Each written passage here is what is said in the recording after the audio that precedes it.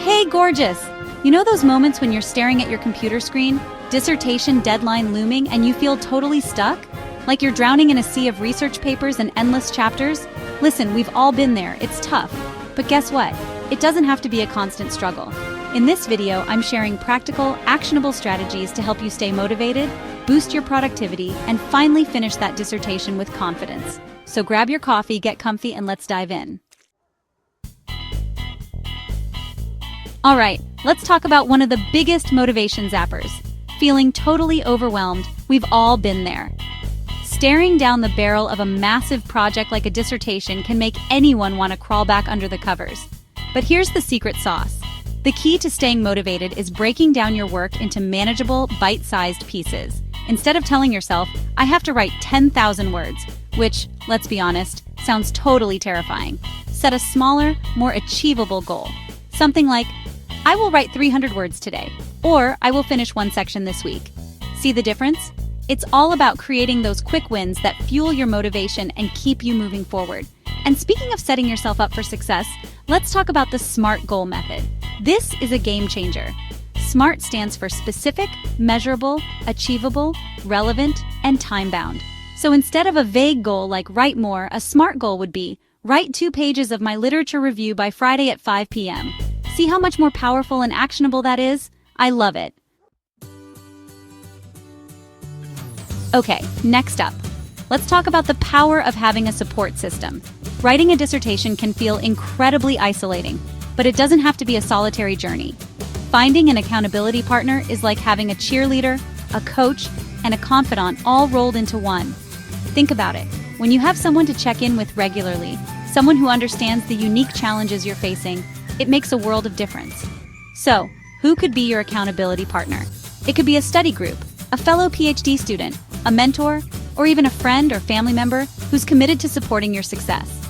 The key is to find someone who will hold you accountable to your goals, offer encouragement when you need it most, and celebrate your wins along the way. And remember, accountability goes both ways. Be there for your partner just like they're there for you. Trust me, having that shared journey makes the whole experience so much more rewarding. Chapter 3. Shake things up. The power of a fresh perspective. You know how sometimes you just hit a wall, like your brain is fried and you can't seem to string 2 thoughts together? We've all been there.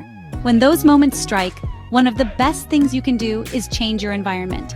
It's amazing how a fresh perspective can totally reignite your motivation and creativity. So instead of parking yourself in the same old spot day after day, try working somewhere new.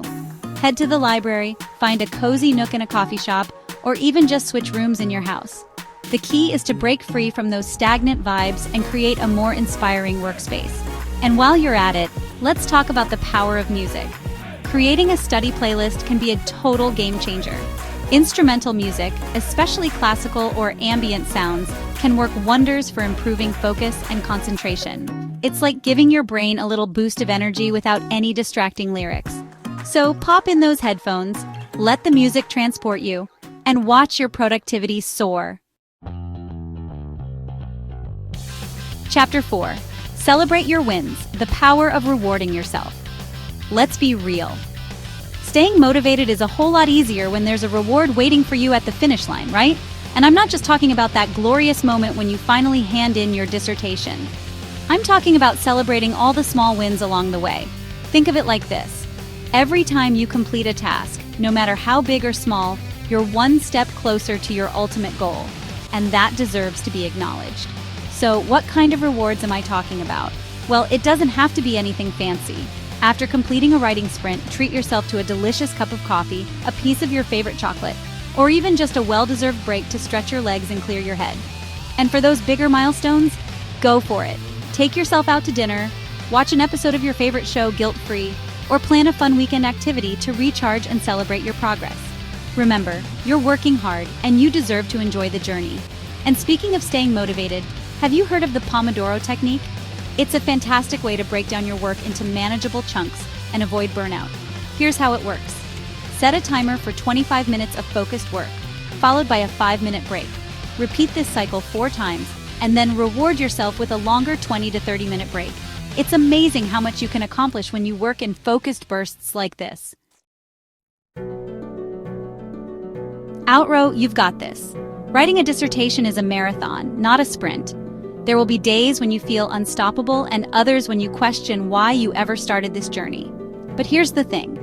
You've got this. Remember, progress is progress, no matter how small. Stay consistent, break your work into manageable steps, celebrate your wins along the way, and never underestimate the power of a supportive community. You are capable of amazing things. Now go out there and make it happen.